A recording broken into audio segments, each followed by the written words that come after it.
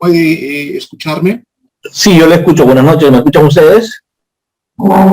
Sí, doctor, perfectamente. Qué gusto volver a verlo. Muy Me bien. gusta mío. Vamos a, vamos a dar inicio a la presente sesión. Distinguidos doctores, estimada audiencia, tengan todos muy buenas noches. A nombre del Instituto Peruano de Capacitación, IPC Perú, a nombre del ilustre Colegio de Abogados de Tacna y a nombre de ICEM, Instituto de Capacitación Empresarial, Contable y Jurídico, queremos darles la más cordial bienvenida a esta nueva sesión de nuestro primer diplomado en Derecho Penal, Procesal Penal y Técnicas de Litigación Oral. La temática de esta noche se denomina Lecciones de Derecho Penal y estará a cargo de un ponente de lujo. Cabe resaltar que se encontrará disponible la certificación individual de la sesión taller del día de hoy. Mi nombre es Gustavo Adolfo y seré su moderador durante esta agradable noche. Antes de iniciar con la presente sesión, les agradeceremos mantener sus micrófonos apagados para efectos de no interrumpir con la clase. También les agradeceremos evitar el spam en el chat. Los invitamos a colocar sus interrogantes en la caja de comentarios. La ronda de preguntas y comentarios se hará posteriormente a la ponencia. Sin embargo, si nuestro ponente lo cree propicio, puede darse al instante en que surja la duda. Pasamos a presentar a nuestro ponente del día de hoy, el doctor Frank Almanza Altamirano. Nuestro ponente es un distinguido doctor que cuenta con una amplia trayectoria y es referente en la dimensión y el ejercicio del derecho penal. Es fiscal superior, experto en litigación oral con estudios en Estados Unidos, Chile y Argentina. Es docente de las asignaturas de Derecho Procesal Penal, actualmente fiscal superior de Lima. Abogado por la Universidad San Martín de Porres, con maestría en Ciencias Penales de la Universidad Nacional Mayor de San Marcos. Se encuentra en el Programa Interamericano de Formación de Capacitadores y es especialista en delito de lavados de activos. Sin más preámbulos, damos el paso a nuestro ponente. Adelante, doctor Frank. Perfecto. Muy buenas noches. Déjenme cuadrar nada más algo. Bien, es para mí un honor estar con ustedes esta noche ante un distinguido público para tratar de comentar algunos temas que tienen que ver con la temática que me han pedido hoy día, que es la participación delictiva y el iter criminis. Vamos a ver un poco de eso. Corrígeme, Gustavo Adolfo, si me equivoco. ¿A qué tema le damos prioridad hoy día?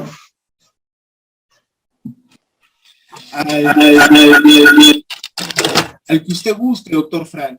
Estamos a su disposición. Siempre es un gusto poder escuchar sus clases, siempre son muy amenas, muy divertidas y bastante dinámicas. Así que, como usted es conveniente, doctor, nosotros nos adaptamos. Perfecto, muchas gracias. Me pedían conversar de algunos temas que tienen que ver pues con la moderna teoría del delito. Hablar de la moderna teoría del delito implica, de un tiempo a esta parte, hablar de imputación objetiva y sobre la base de la imputación objetiva entender las figuras de la autoría y participación, las figuras de la imputación subjetiva, y es un poco lo que vamos a hacer hoy día. Vamos a comentar un poquito de todas estas instituciones en el tiempo que tenemos. Lo primero que yo les quiero manifestar es que hablar de teoría del delito es hablar de una fórmula ordenada para establecer cuándo un hecho es constitutivo de delito. A través de la teoría del delito podemos establecer cuándo ciertos hechos podemos considerarlos delito. El nivel de elementos que se tiene que satisfacer para que un hecho sea delito. Primero tenemos que hablar de una conducta, luego esa conducta tiene que ser una conducta típica, esa conducta típica tiene que ser antijurídica y por último tiene que ser reprochable y punible. En el Perú la teoría del delito no está definida en el Código Penal. El Código Penal es muy disperso. Sin embargo, los elementos de la teoría del delito los podemos más o menos identificar en el Código Procesal Penal, no en el Código Penal, en el Código Procesal Penal. El artículo 344 del Código Procesal Penal dice que el fiscal sobresee, o sea, no acusa, no ejerce la acción penal, no pide una pretensión punitiva cuando no se dan los elementos del delito. Y dice cuáles son esos elementos del delito, habla de 5 elementos. Hecho con relevancia penal, tipicidad, antigüedad, culpabilidad y punibilidad. Por eso es que yo me puedo cantar que para el Perú tenemos una teoría pentatónica o pentapartita del delito. Claro, la doctrina hoy día más bien habla de teorías bipartitas del delito. Y cuando la doctrina habla de teorías bipartitas del delito, estamos hablando de un tipo global del injusto que comprende una conducta típicamente antijurídica, como le llaman algunos, o como le llaman otros, una conducta con tipicidad positiva y tipicidad negativa. Y la tipicidad negativa viene a ser la antijurídica, que además es culpable, ¿no? Entonces, son esquemas.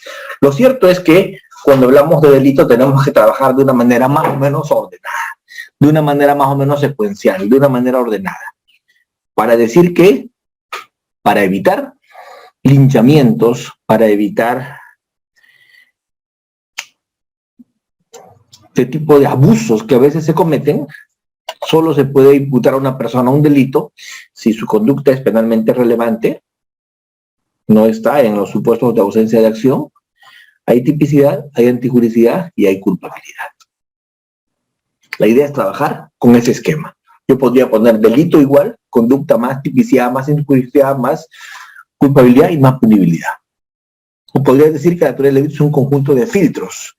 Y a medida que vamos pasando cada filtro, vamos entrando al otro, y si el hecho pasa todos los filtros, filtro de tipicidad, filtro de antijuricidad, culpabilidad y punibilidad, eso llega a ser delito si es que es capaz ese hecho de pasar por todos los filtros. Sin embargo, lo que es más complicado de entender es la imputación objetiva. La imputación objetiva ha tenido toda una evolución. La imputación objetiva empezó para resolver problemas de causalidad. Como todos ustedes recuerdan, antaño, en tiempos del causalismo, luego en el finalismo, lo importante, lo relevante en tiempos del causalismo era la causa. ¿Qué cosa causa un resultado? Y en ese tiempo, casi siempre, se hablaba de delito cuando habían resultados que afectaban bienes jurídicos. De un tiempo a esta parte no nos interesa más el resultado que la conducta. Hoy día nos interesa más la conducta que el resultado. Hoy día se puede punir con mucha menos pena una conducta que no ha afectado bienes jurídicos en cuanto a resultados que una conducta que sí ha afectado bienes jurídicos en cuanto a resultados. Por ejemplo, un homicidio en grado de tentativa, doloso, vamos a llamarlo un asesinato, doloso, en grado de tentativa, puede tener una pena 10 veces mayor a un homicidio culposo en el que han habido 20 muertos. ¿Por qué? Porque la idea ahora es sancionar más que el resultado, la conducta. Entonces hablamos hoy día de imputación objetiva desde otro punto de vista, ya no desde un punto de vista de la causalidad con resultados, sino básicamente hoy día estamos hablando de delitos de omisión, no necesariamente delitos de acción. Hoy día casi todo el derecho penal es de omisión, y en omisión, como ustedes saben, no hay causalidad, porque el que hace una omisión no causa ningún resultado, ya sea en omisión propia o en omisión impropia. No hay causación de un resultado. Y hoy día estamos hablando también de un derecho penal de delitos de peligro, mayoritariamente. Y estamos hablando de una tentativa que es muy relevante. Entonces, en ese contexto, hoy día la imputación objetiva ya no es una imputación objetiva del resultado, ya es una imputación objetiva general, porque lo que se imputa objetivamente en realidad es el comportamiento más que el resultado. Pero en su momento sí, surgió la imputación objetiva como imputación objetiva del resultado. Y esto pasó pues en los años 30, ¿no? Cuando se empezaron a dar los primeros Hollick, ¿no? Cuando los primeros intentos de Hollick de decir que la causalidad natural, la teoría de la equivalencia de condiciones, que si bien es cierto establecía naturalmente cuáles eran las causas dentro de la física, no satisfacía, porque Hollick decía hay que hacer algún nivel de valoración. Y más o menos ya después ya la gente que fue viniendo empezó a hablar pues de adecuación social de la conducta. Entonces ya era un tema de valoración también de los comportamientos. Hasta que llegó Roxin en el año 70 y complementó la causalidad en un homenaje a Hollick precisamente. Roxin complementó la causalidad con el tema de la imputación objetiva. Entonces, ¿qué decía Roxin? La única forma de resolver los problemas de la causalidad es a partir de la aplicación de la teoría de la imputación objetiva a todos los elementos causales. Con la teoría de la equivalencia de condiciones, con su método de comprobación, supresión en mente, condictio sine qua non, se buscaba establecer el proceso causal. Todos los hechos que habían participado en el proceso causal de un resultado. Y a todos esos hechos que habían participado en el proceso causal se les aplicaba la teoría de la imputación objetiva para ver cuáles eran penalmente relevantes. ¿Y cómo se aplicaba teoría de imputación objetiva a los hechos que aparentemente habían causado un resultado? Se les aplicaba a partir de la teoría del riesgo, pues que genialmente la inicia Hollick, sigue Roxin y dice: esto es imputable objetivamente cuando se incrementan los riesgos permitidos, cuando se crean los riesgos no permitidos. Roxin parte pues de la idea web que como que había que vivir en una sociedad de riesgo. ¿Qué es esto? Que una sociedad de riesgo es aquella sociedad en la que la sociedad acepta ciertos riesgos como válidos, porque sin esos riesgos no puede funcionar la sociedad. Entonces, al aceptar la sociedad ciertos riesgos como válidos, hace esto como garantía, como única forma de que nos podamos desenvolver en sociedad.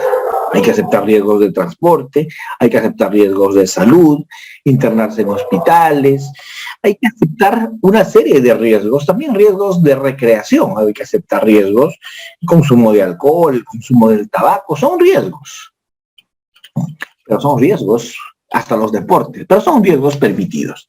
Entonces, hoy día tenemos una sociedad de riesgos.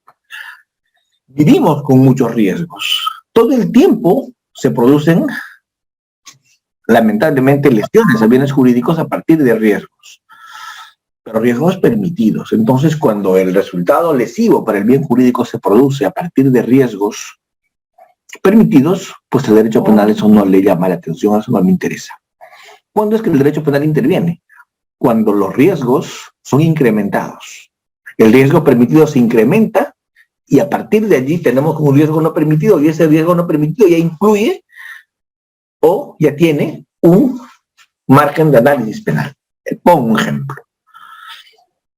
Internarse en un hospital para ser curado de alguna dolencia es un riesgo muy alto, porque dentro de un hospital te puedes contaminar con bacterias intrahospitalarias. Y es un riesgo permitido que en un hospital haya bacterias intrahospitalarias. Tan es así que si a una persona se da una septicemia y se muere por una bacteria intrahospitalaria, nadie va a responder a menos que hayan incrementado el riesgo permitido. Esto es, no hayan esterilizado, no hayan tomado las medidas de precaución, hayan realizado los actos quirúrgicos sin la asepsia debida, no hayan cumplido los protocolos, no hayan cambiado sábanas en los cuartos, cosas como esas. Entonces, si eso se ha dado, se ha incrementado el riesgo permitido y ahí va a responder penalmente la persona que ha tenido que ver en eso según su rol. Sin embargo, si eso no ha pasado y te contaminaste y a pesar de que te has contaminado y te has muerto, nadie va a responder en el hospital porque todos habrían actuado dentro del riesgo permitido y ese es un riesgo. Es como el tipo que consume alcohol, que es un riesgo permitido consumir alcohol y se ahoga en su vómito o se muere congelado en la vía pública. A nadie tampoco se va a imputar eso. O el que se muere de cáncer por fumar. Son riesgos permitidos. Entonces, a partir de allí, la sociedad funciona. Si nadie incrementó el riesgo en el vuelo de un avión que se cayó por una tormenta, nadie va a responder.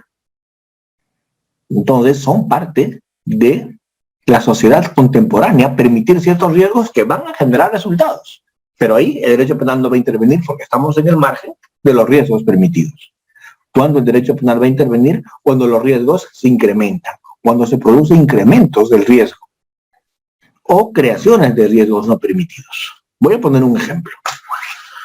Si una persona está conduciendo su vehículo a 100 por hora en Panamericana, está dentro del riesgo permitido.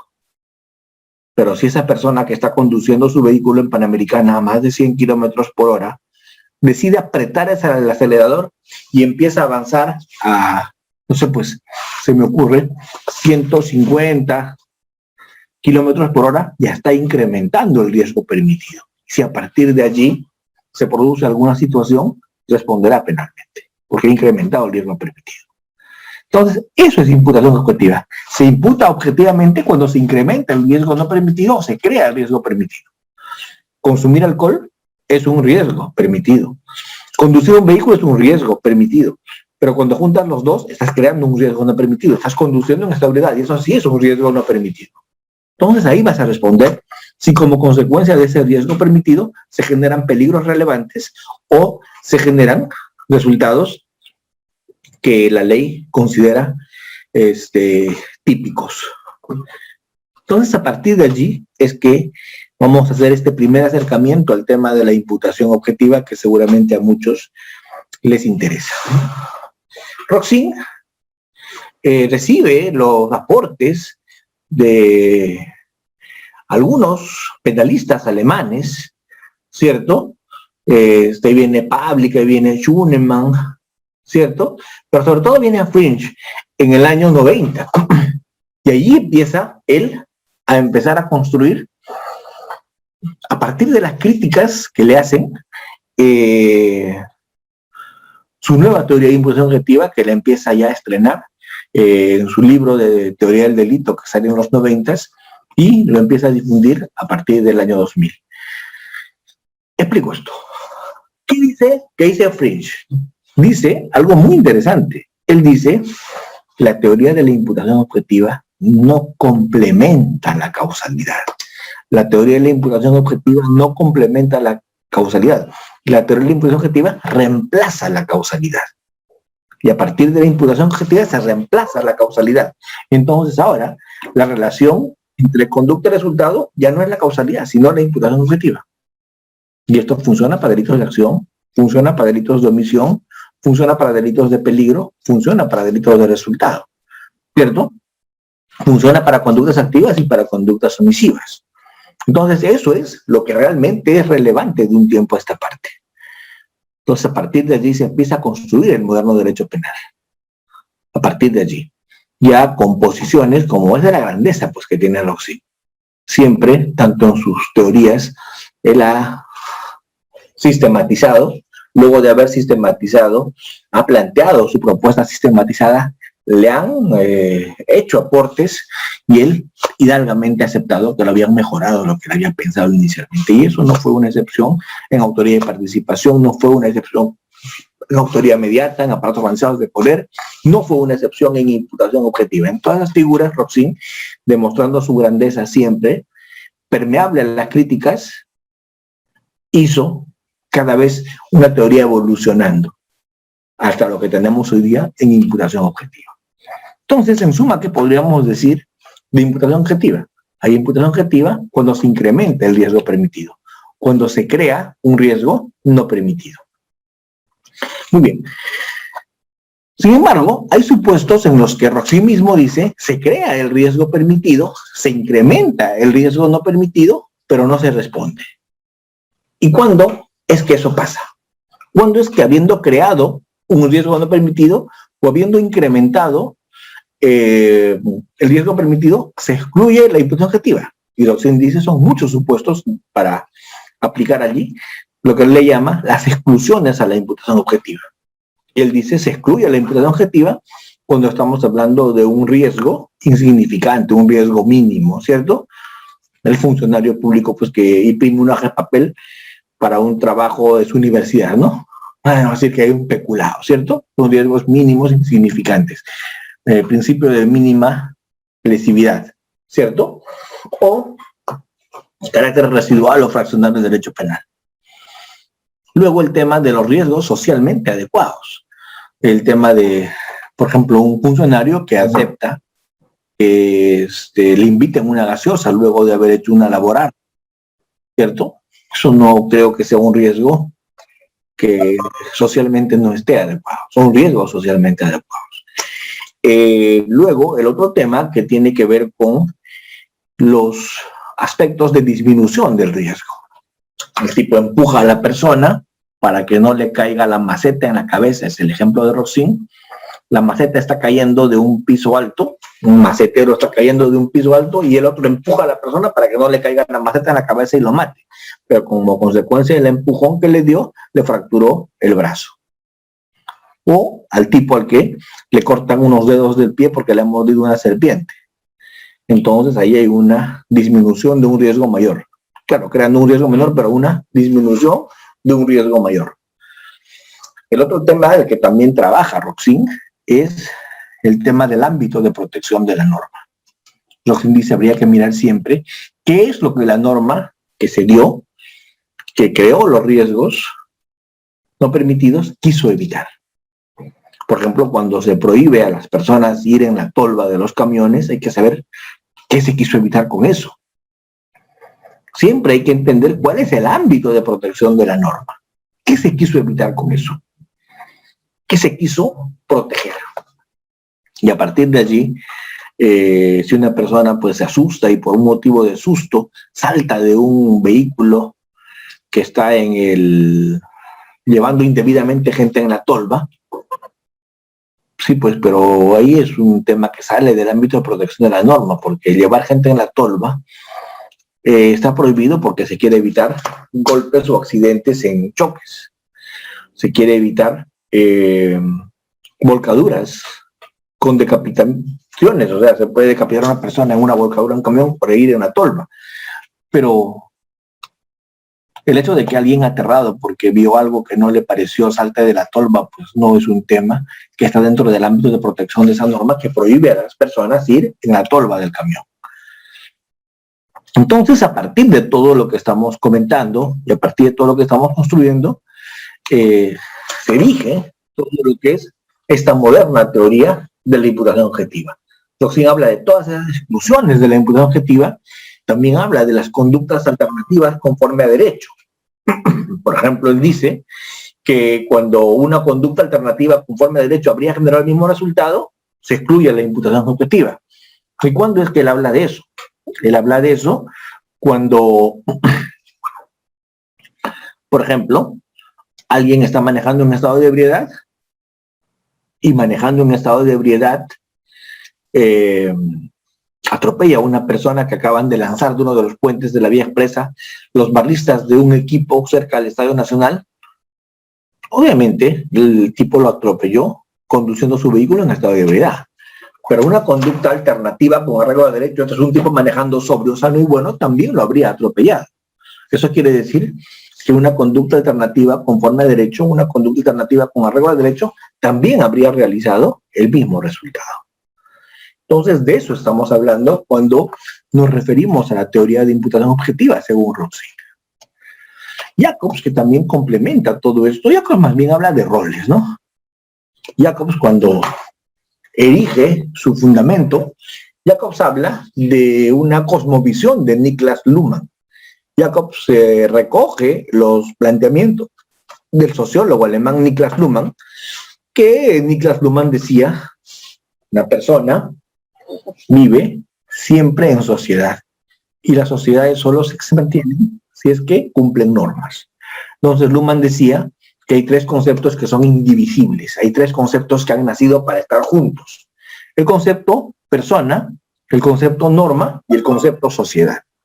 Si falta persona, si falta norma o falta sociedad, ahí los otros dos conceptos colapsan. Tienen que darse los tres si es que quieren permanecer. No puede haber persona sin sociedad y no puede haber sociedad sin normas. Los tres conceptos se necesitan: persona, norma y sociedad. Y ahí es que Jacobs recoge a Luhmann en su cosmovisión y dice que las sociedades fijan a través de normas roles. Los roles son plasmación de expectativas sociales. Las sociedades dicen a los individuos, a las personas que viven en ellas, lo que tienen que hacer. Y si no lo hacen, defraudan las expectativas sociales. Porque las normas dadas por la sociedad le ponen roles y esos roles tienen que ser cumplidos. El no cumplirlos defraudaría expectativas sociales. Él dice, cuando hay una persona en la sociedad que no cumple normas, comunica su incumplimiento a los demás. Comunica el incumplimiento. Dice a los demás, manda el mensaje tácito, yo incumplo, ustedes también incumplan. La imputación, entonces, también es comunicación. Y ahí es que Jacobs toma los postulados de Hegel, otro alemán, dialéctica, ¿no? Y dice, cuando una persona cumple su rol, cuando una persona incumple la norma, comunica todo su incumplimiento y la norma pierde vigencia, porque la gente empieza a imitar, la gente empieza a seguir ese incumplimiento y la norma pierde vigencia. Sin embargo, cuando viene la imputación penal también comunica, y la imputación penal comunica una sanción. La imputación penal comunica una sanción. Y cuando la imputación penal comunica una sanción, la norma recupera vigencia.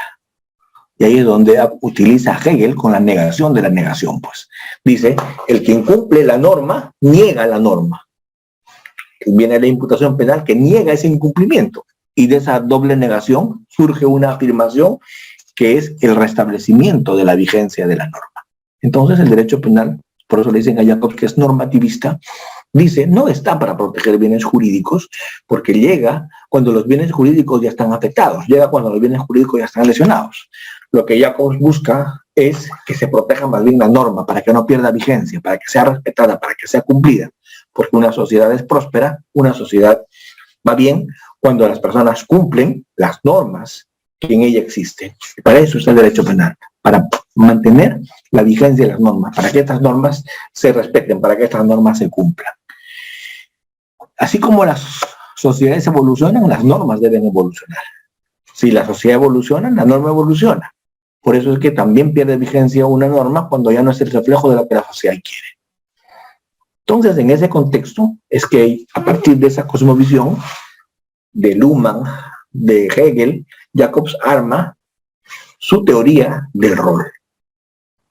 Y esto aterriza en situaciones como el tema de la imputación a la víctima, el tema de la actuación a riesgo propio, el tema del principio de confianza, ¿cierto? Que son, pues, aportes significativos de Jacobs en imputación objetiva. Lo que Jacobs dice, por ejemplo, es, no todo lo corresponde a todos. Cada uno responde según sus roles, generales o especiales, pero cada uno responde según sus roles. No todos tenemos la obligación de hacer todo. Entonces, en ese contexto, Jacobs dice, si una persona trabaja en equipo y cumple su rol, tiene que confiar en que los demás del equipo también van a cumplir su rol. El ejemplo del cirujano que pone Jacobs es muy bueno.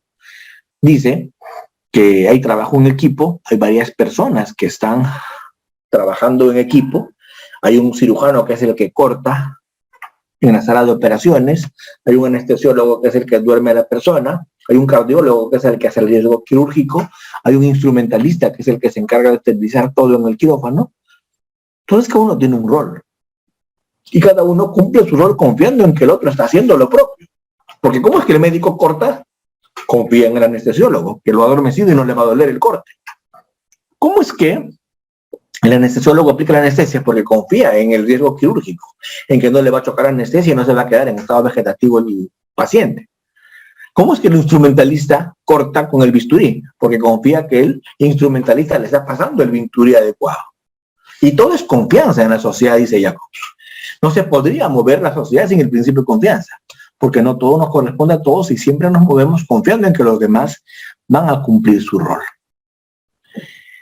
Un ejemplo que ponía Miguel Polaino, que es uno de los amigos más apreciados en materia penal que puedo tener, Miki decía, si yo estoy caminando por la calle, y cuando estoy caminando por la calle, veo un semáforo, para mí, en verde, yo cruzo, porque yo cumplo mi rol. Yo cruzo cuando está en verde el semáforo para mí y en rojo para los autos. Y yo cruzo porque confío en que los vehículos van a parar. Yo cumplo mi rol y confío en que los demás lo van a parar.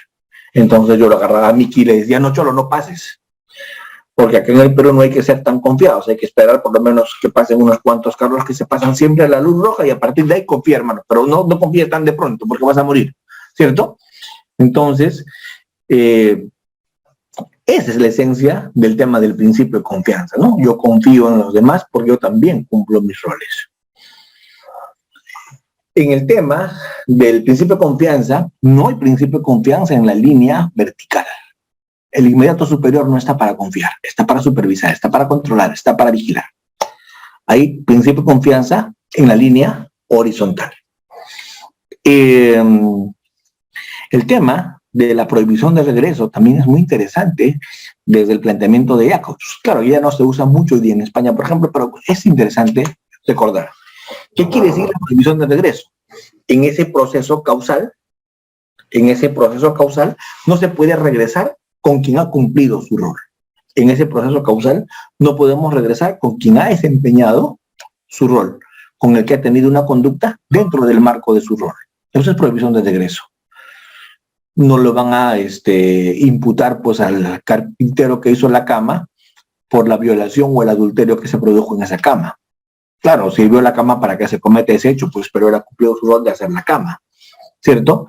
El tema del notario que legalizó unas firmas con el documento ese estafaron, tampoco. Si bien es cierto, en el proceso causal está, pero su conducta cumplió el marco de su rol.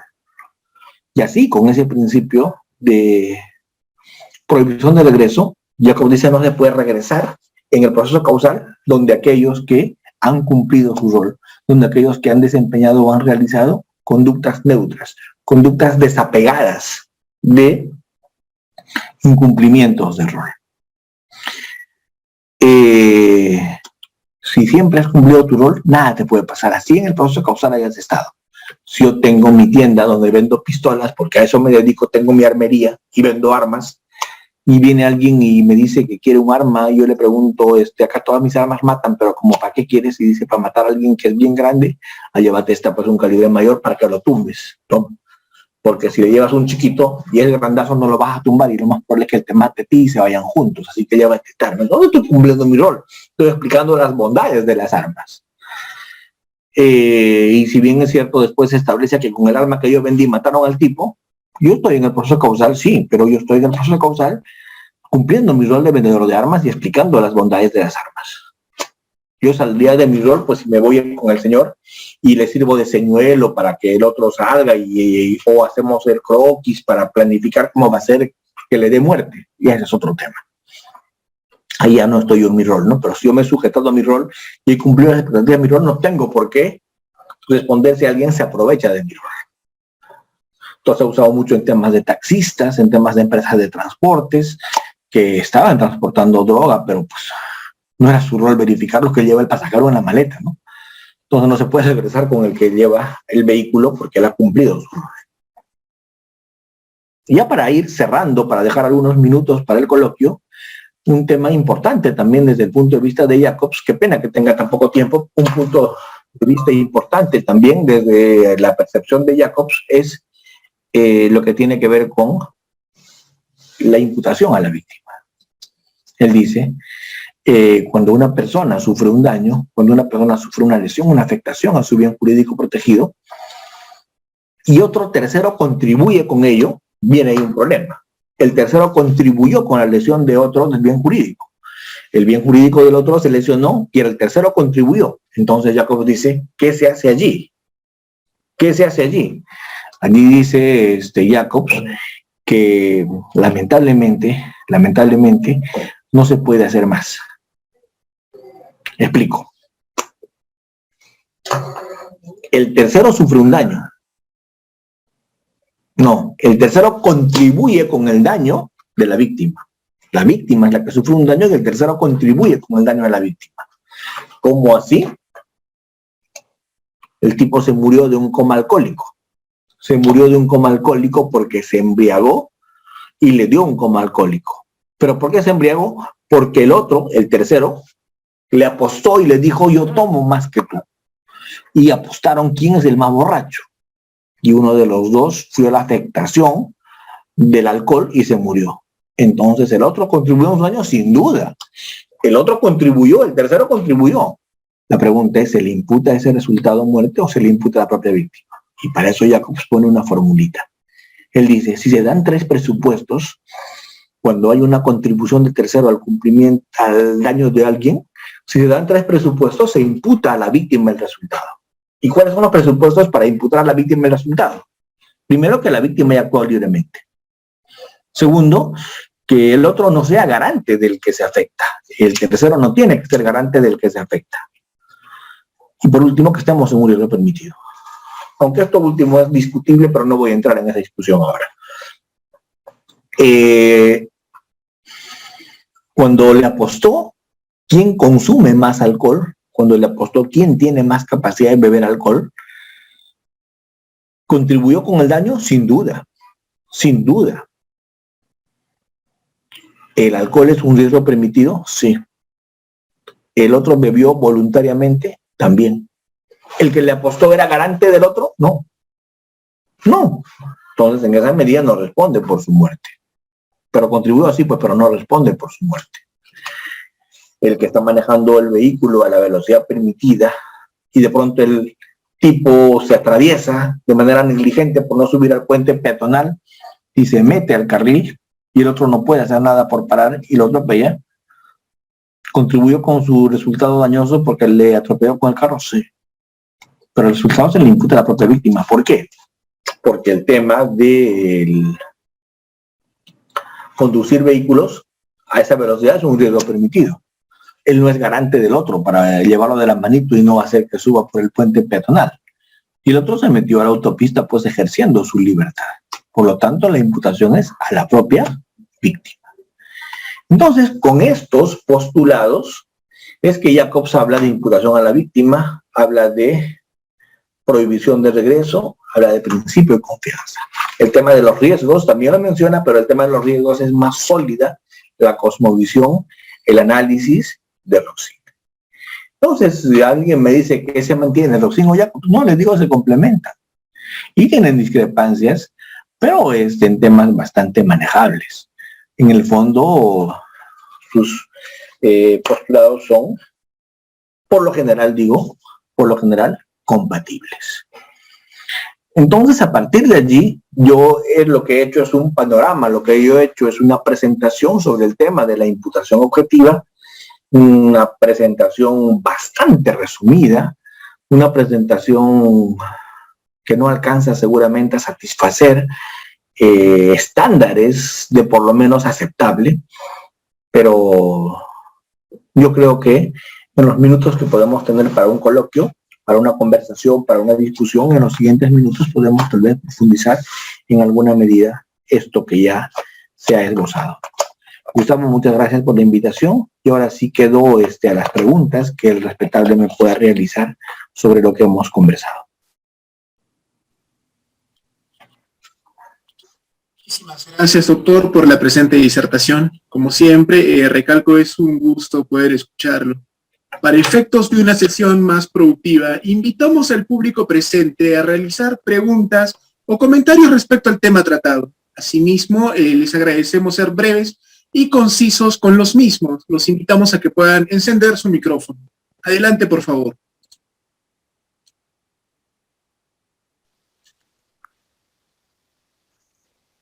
Adelante, doctor Roberto.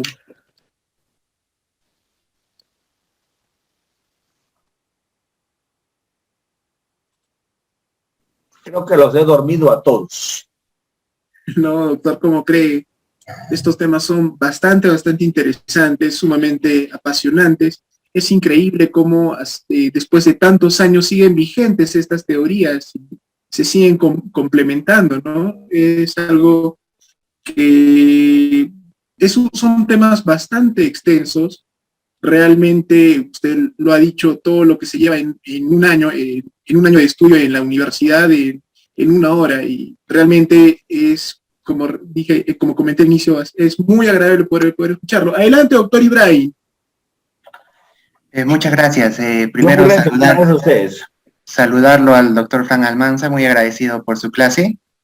Mi pregunta era, usted mencionó en una parte de su exposición sobre el principio de confianza. el principio de confianza solo se podía aplicar de manera horizontal, más no vertical. Entonces mi pregunta era, y mi duda era, si nos podría dar el por qué solamente de forma horizontal, que diga, ¿no? Entendiendo, porque yo me preguntaba, si un doctor cirujano está a cargo de una operación, los asistentes o los enfermeros que estarían en inferioridad de posición respecto al médico cirujano. Entonces, eso me parece, ¿por qué el médico no podría aplicar el principio de confianza de forma vertical si él es el encargado de la operación? Por eso mismo, doctor. Y le explico por qué. ¿Quién tiene el rol de operar? El cirujano. Y si él se le ocurrió la brillante idea de permitirle que haga los cortes y dejarle a cargo de la cirugía a su interno, a su internista, a su cesigirista, y el cesigirista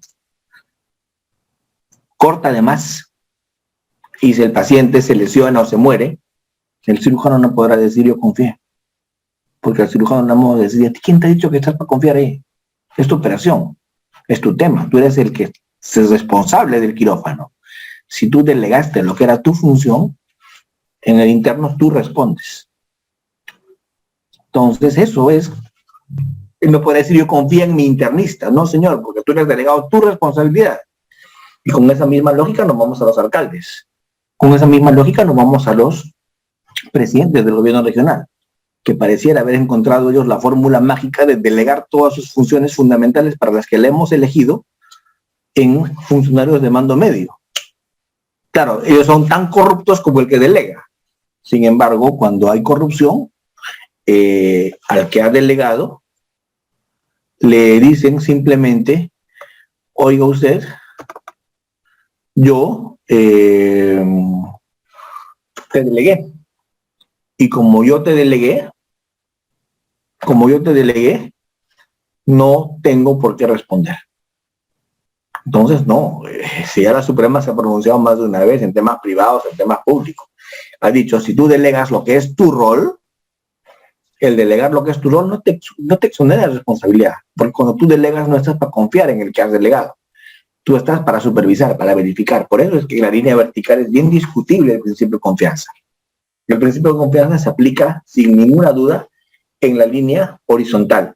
Y los únicos problemas del principio de confianza son los temas de los contextos caóticos, por ejemplo, ¿no?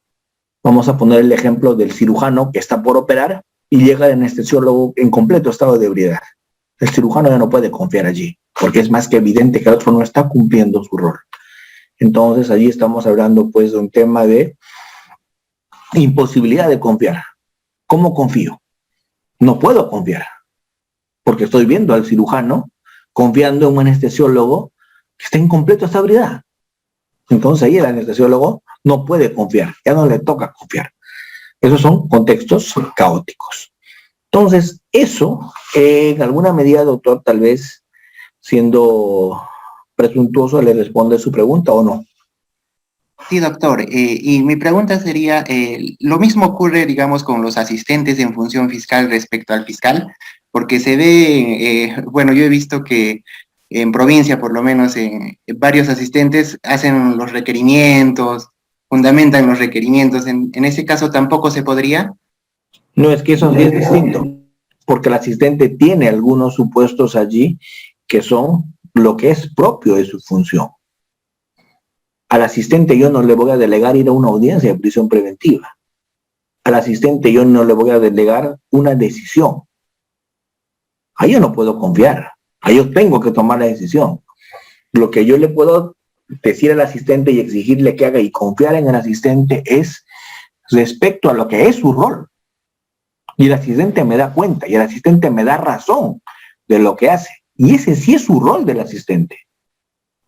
Entonces, yo sí ahí tengo que confiar, porque es su rol, hacerme ese reporte, darme esa información, porque los que algún día han trabajado en instituciones como el Ministerio Público saben que allí hay división de roles, división de funciones, y es rol del asistente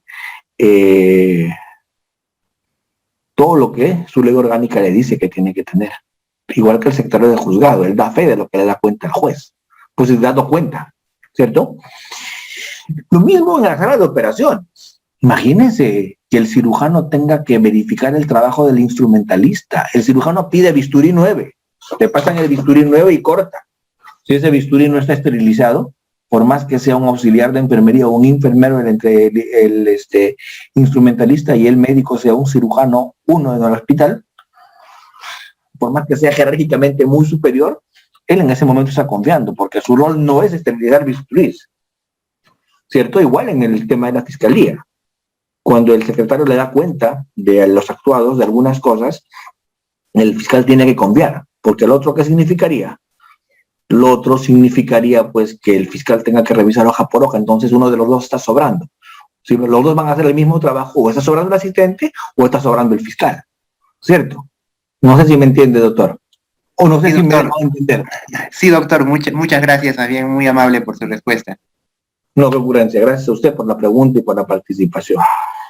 Es sin duda muy, muy interesante todo lo que estamos acá escuchando de parte de ustedes en cuanto a las preguntas, a las intervenciones. Si por lo menos estos temas a ustedes los motivan, podemos seguir profundizando. Yo con todo gusto, claro que sí. Podemos seguirnos reuniendo cuando el colegio, cuando ustedes me inviten, yo feliz de participar y de en algún momento hacer pues sesiones un poquito más productivas sobre este tema, porque veo que el nivel de ustedes es bastante elevado. No sé si hay alguna situación más. Por los alcances, doctor. Realmente apreciamos sus palabras.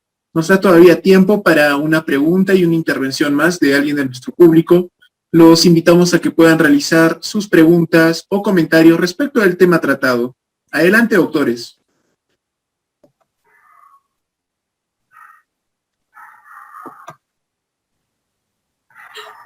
Doctor Frank, mientras nuestro público se anima a comentar o hacer alguna pregunta, ¿podría comentarnos algún caso que le haya dejado más experiencia, más aprendizaje y más reflexión en torno a este tema? ¿Cuál sería uno de sus casos emblemáticos? Definitivamente la Corte Suprema está aplicando mucho de principio de confianza, está aplicando prohibición de regreso, está aplicando imputación a la víctima, está aplicando la teoría de los riesgos, está aplicando conductas alternativas conforme al derecho. La Corte Suprema está usando mucho la figura de imputación objetiva de un tiempo a esta parte, ¿cierto? Claro, pero en algunas ocasiones también la Corte Suprema no lo aplica tan bien, ¿cierto? Entonces yo la sugerencia que les podría dar es: no van a encontrar en el Código Penal ninguna norma que hable de imputación objetiva. Algunos dicen que la base legal de la imputación objetiva está en el artículo 20, inciso 8, ¿cierto? Dice que no se responde, está exento de responsabilidad el que actúa en ejercicio de su función, oficio, cargo. Eso equiparan algunos al rol. Y decían, esa es la base legal de la imputación objetiva. Contrario sensu, cuando respondes, cuando incumples tu rol. Sí, sin duda, eso podría ser una base legal. Pero más que eso no vas a encontrar en el Código Penal. Así que esto de la imputación objetiva ha entrado con fuerza, pero a partir de la jurisprudencia, a partir de la dogmática penal. Así que creo que por ahí tenemos que encontrar el sustento cuando queramos aplicar y alegar este nivel de teorías. Gracias por los alcances, doctor. De esta manera, queremos agradecerle a nombre del Ilustre Colegio de Abogados de Tacna, a nombre del Instituto Peruano de Capacitación IPC Perú y a nombre de ICEM, el Instituto de Capacitación Empresarial, Contable y Jurídico. Asimismo, recordarles a todos los participantes que se encuentra disponible una certificación adicional de la presente sesión, muy aparte del diplomado. La próxima semana continuaremos con una disertación a cargo del doctor Alonso Raúl Peña Cabrera Freire. Doctor, reiteramos nuestro agradecimiento. Otra vez, como le comentaba al inicio, siempre es un gusto poder escucharlo y contar con su presencia. ¿Algunas palabras que nos quiera compartir antes de despedirnos? Bien, bueno, muchísimas gracias. Agradecer esta oportunidad, esta distinguida audiencia que tienen ustedes. Es bastante bonito en tiempos como los actuales que un sábado a las 9 de la noche se pueda congregar gente a estudiar, a discutir, a interesarse por temas jurídicos.